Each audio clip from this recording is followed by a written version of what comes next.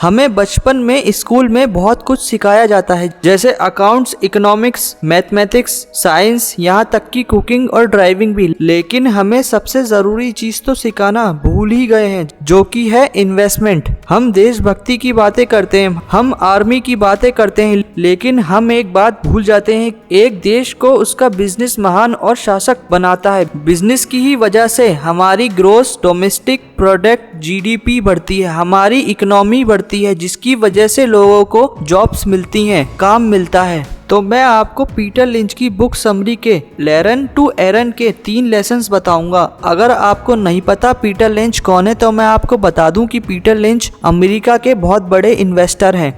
इन्होंने 1977 से 1990 तक यानी 13 साल तक फिडेलिटी मैगेलन फंड से 19% तक का कंपाउंडिंग के हिसाब से रिटर्न लिया है। पीटर लिंच को इन्वेस्टरों की दुनिया का सबसे बड़ा खिलाड़ी माना जाता है। तो पहला लेसन है बेसिक ऑफ इन्वेस्टिंग।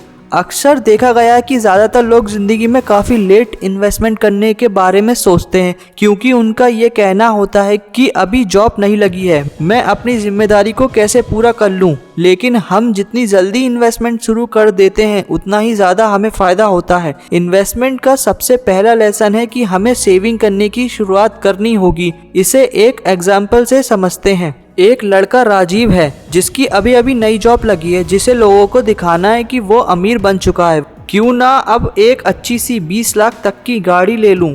इसे दिखाने के लिए वो लोन लेता है। वो अपनी सारी सेविंग निकालकर 2 लाख का डाउन पेमेंट देता है, फिर 18 लाख का लोन ले लेता है। उसने 5 साल का लोन 11.6% के रेट पर लिया है। अब हर महीने वो लगभग 40,000 उसकी इंस्टॉलमेंट भरता है। शुरू में जब राजीव अपनी नई गाड़ी पार्क करता था तो लोग वाह वाह करते रह जाते थे, लेकिन 5 साल के बाद गाड़ी पुरानी सी लगने लगी। अब ऐसी गाड़ी को देखकर कौन वाह वाह करता है, लेकिन ऐसी गाड़ी देखने के चक्कर में राजीव ने लोन ले लिया। वहीं लोन चुकाने के लिए उसे 6 लाख रुपए एक्स्ट्रा देने पड़े, यानी कि एक गाड़ी पर 20 लाख की जगह 26 लाख खर्च हुए। 5 साल के बाद जब उसने सारा लोन चुका दिया, तब उसके पास एक ऐसी गाड़ी थी जिसे वो अब पसंद भी नहीं करता, जिसकी कीमत मार्केट में सिर्फ 8 लाख रह गई। वहीं दूसरी तरफ राजेश नाम के एक दूसरे समझदार लड़के को भी बिल्कुल सेम सैलरी पर जॉब मिली थी। राजेश ने गाड़ी ली, लेकिन सेकंड हैंड, वो भी बिना किसी लोन के। वो इस बात को समझता था कि गाड़ी उसके लिए बस एक ट्रांसपोर्ट का साधन है, जो एक जगह से दूसरी जगह ले जा सकती है। गाड़ी पर कोई डेंट या स्क्रैच लगने से उसे कोई फर्क नहीं पड़ता। वो अपनी सैलरी का एक बड़ा हिस्सा इन्वेस्ट कर रहा था। फिर एक ऐसा समय आया जब राजेश ने अपना खुद का घर खरीदा।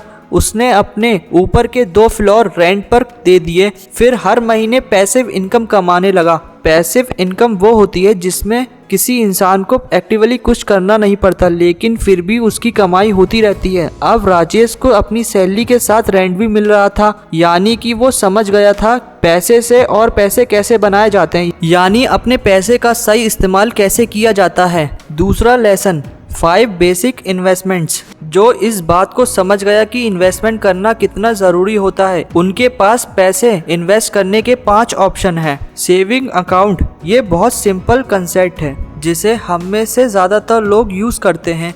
इसमें हर महीने हम कुछ पैसे बैंक में डालते हैं। बैंक उन पैसों को दूसरे को लोन देने में इस्तेमाल करती है। लोन पर दिए गए पैसों पर बैंक ज़्यादा इंटरेस्ट लेती है, उससे कुछ कम इंटरेस्ट हमें देती है, यानी आप पैसा सेव करके उन पैसों से और पैसा कमा सकते हैं। सेविंग करने का हमारा मकसद होता है कम से कम इन्फ्लेशन को बीट कर सकें, यानी महंगाई को।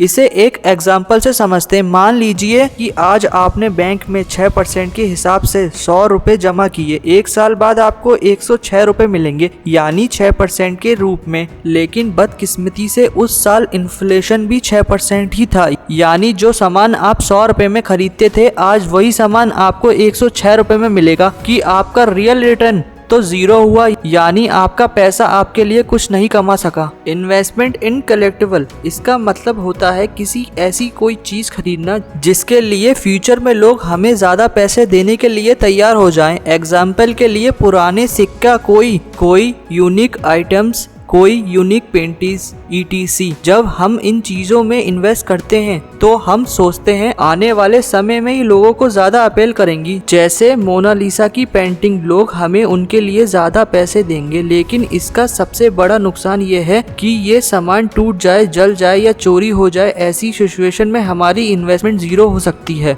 हाउस एंड अपार्टमेंट, ये एक ऐसा इन्वेस्टमेंट है जिसे एक अच्छा इन्वेस्टमेंट कह सकते हैं, क्योंकि हमें इसमें अदर पीपल मनी OPM का इस्तेमाल कर सकते हैं, यानी दूसरे के पैसों को यूज करके अमीर बन सकते हैं। जिसका मतलब है कि इस तरीके के इन्वेस्टमेंट के लिए हमें लोन मिल सकता है। इसमें अक्सर लोग घर की पूरी कीमत का 20% डाउन पेमेंट अपनी जेब से खर्च करते हैं, बाकी का 80% लोन से आता है। ज़्यादातर लोगों का घर में इन्वेस्टमेंट करने का मकसद यही होता है, उसे रेंट पर दे सकें, जिससे उनकी रेंटल इनकम इतनी ज़्यादा हो जाए कि वो लोन की इंस्टॉलमेंट से ज़्यादा हो, ताकि उनकी जेब से लोन का एक भी खर्च ना हो। देखा जाए तो वो प्रॉपर्टी 20% जो डाउन पेमेंट उसने दी थी उस पर मिली है। इतना ही नहीं, लोन चुकाने के बाद भी उसे उस घर में रेंटल इनकम मिलती रहेगी, यानी जिंदगी भर के लिए पैसिव इनकम। इसके साथ ही जब जब उसके घर की कीमत बढ़ेगी, उसके रेंट के पैसे भी बढ़ते जाएंगे।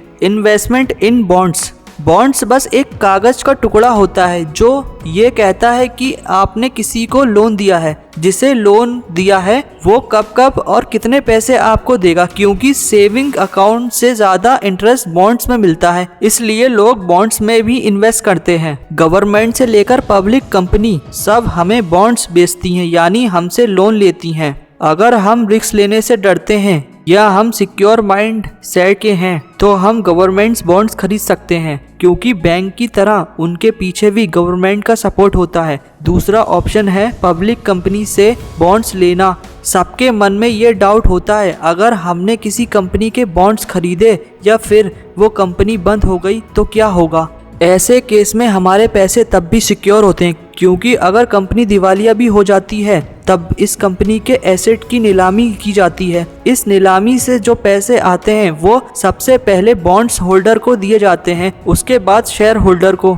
हमारी इन्वेस्टमेंट तब रिस्क में होती है जब कंपनी के सारे एसेट बेचने के बाद भी इतने पैसे इकट्ठे नहीं होते हैं कि सभी बॉन्ड्स होल्डर के पैसे चुकाए जा सकें। इसी वजह से कई लोग गवर्नमेंट्स बॉन्ड्स लेना पसंद नहीं करते। इन्वेस्टमेंट इन स्टॉक्स, कई लोग स्टॉक्स यानी शेयर को ही बेस्ट इन्वेस्टमेंट मानते हैं, क्योंकि इसकी रखवाली हमें नहीं करनी पड़ती। इस तरह के इन्वेस्टमेंट में कंपनी जितना ग्रो करेगी हमारी वेल्थ उतनी ही ग्रो करती रहेगी। इसमें सबसे इंटरेस्टिंग बात तो यह है कि हमें उस कंपनी में कोई भी काम करना नहीं पड़ेगा। जो कंपनी के बॉन्ड होल्डर होते हैं, यानी जिन्होंने कंपनी को लोन दिया होता है, उन्हें बस उतने ही पैसे दिए जाते हैं जितने उस बॉन्ड्स सर्टिफिकेट में लिखे होते हैं। फिर वो कंपनी आगे चलकर चाहे माइक्रोसॉफ्ट या रिलायंस ही क्यों ना बन गई हो, लेकिन जो शेयर होल्डर होते हैं वो कंपनी की ग्रोथ का पूरा मजा उठाते हैं। यानी अगर आप कंपनी 20 गुना बढ़ेगी तो उनकी इन्वेस्टमेंट भी 20 गुना हो जाएगी। अगर हमें इन्वेस्ट करना शुरू करना है तो ऐसा नहीं है हमें करोड़पति होना होगा या लखपति होना होगा। 500 रुपए से भी इन्वेस्टमेंट के साथ इसकी शुरुआत कर सकते हैं। स्टेट बैंक ऑफ इंडिया आज का शेयर प्राइस 510 रुपए चल रहा है। इसका मतलब है कि हमें 510 रुपए में स्टेट बैंक ऑफ इंडिया का कुछ हिस्सा खरीद सकते हैं।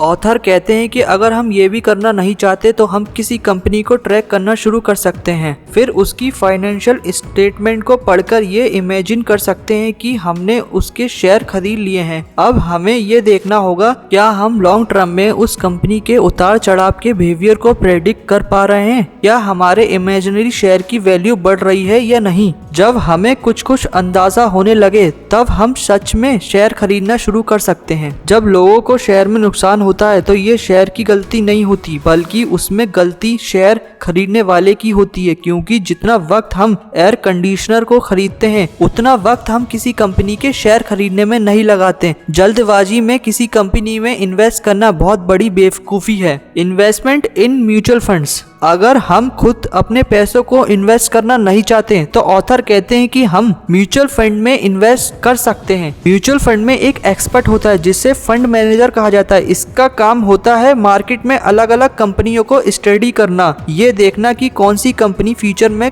ग्रो कर सकती है। म्यूचुअल फंड में कई लोगों के पैसे इन्वेस्ट किए जाते हैं। अगर आपने 10,000 रुपए दिए हैं, मैंने 20,000 दिए हैं, अब फंड मैनेजर इन सारे पैसों को कई अलग अलग कंपनियों में इन्वेस्ट कर देता है। अगर ये सारी कंपनियां ग्रो करती हैं तो ये सारा पैसे इन्वेस्टरों को उनके लगाए हुए पैसों के हिसाब से दे दिए जाते हैं। इसी तरह अगर लॉस हुआ तो भी इन्वेस्टर को ही सहना पड़ेगा। अब क्योंकि फंड मैनेजर हमारे लिए काम करता है तो वो इसके लिए कमीशन लेता है, जिसे एक्सपेंसेस रेशियो कहा जाता है। तीसरा लेसन है टाइप्स ऑफ इन्वेस्टर्स। इन्वेस्टर कितने तरीके के होते हैं। अगर हमें इन्वेस्ट करने में मजा आ रहा है तो हम शेयर खरीद सकते हैं। पीटर लिंच कहते हैं इसके लिए हमें MBA करने की जरूरत नहीं है, एक आम आदमी भी अपने लिए शेयर ढूंढ सकता है, यहाँ तक कि वो किसी भी फंड मैनेजर से ज्यादा रिटर्न कमा सकता है। जो लोग खुद इन्वेस्टमेंट करते हैं उन्हें 5 कैटेगरी में डिवाइड किया जा सकता है। तो पहला है डॉट्स इन्वेस्टर। ये वो लोग होते हैं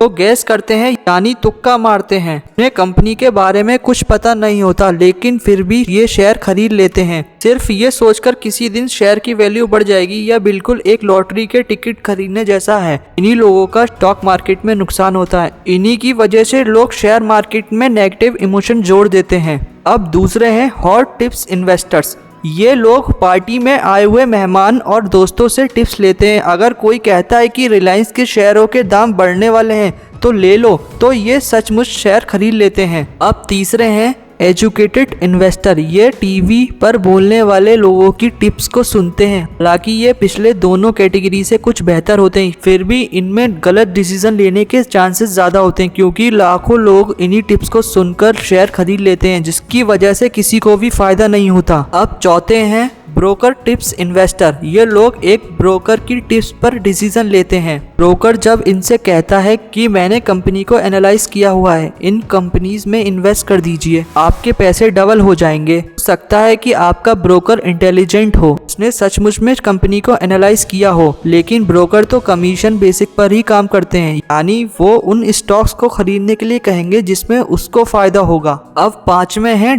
डूइंग ओवन रिसर्च इन्वेस्टर। ये खुद अपनी समझ से कंपनी को स्टडी करते हैं, फिर अपनी तसल्ली के बाद ही इसमें पैसे इन्वेस्ट करते हैं। सबसे बेस्ट इन्वेस्टर होते हैं। अगर आप एक बेसिक इन्वेस्टर भी हैं लेकिन इस कैटेगरी में आते हैं तो आपके बहुत हाई चांसेस हैं आप सक्सेसफुल होंगे। तो ये थी दोस्तों पीटर लिंच की बुक समरी के 3 लेसन्स। अगर आपको वीडियो अच्छी लगे तो like and subscribe my channel, press the bell icon.